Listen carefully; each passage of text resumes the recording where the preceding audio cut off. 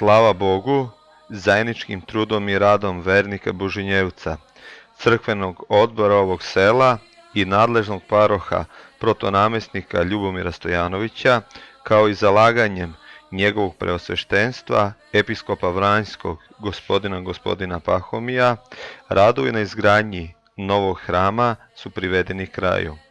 Dok posmatramo unutrašnjost novog hrama, setimo se da je izgradnja hrama započeta na samom kraju 20. veka, a sada je hram u potpunosti završen i trenutno se izvode završni radovi na uređenju crkvene porte i trpezarije.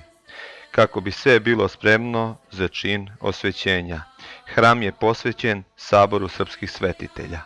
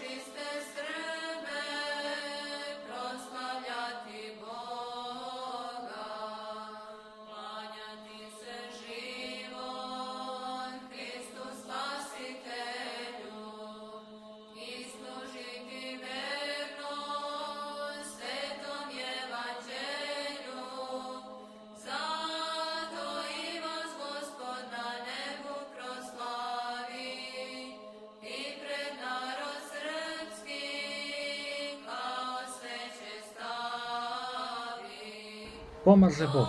Nalazimo se u Letnjikovcu ispred novosagrađenog hrama u selu Božinjevcu, gde se nalazi železnička stanica Bujanovac.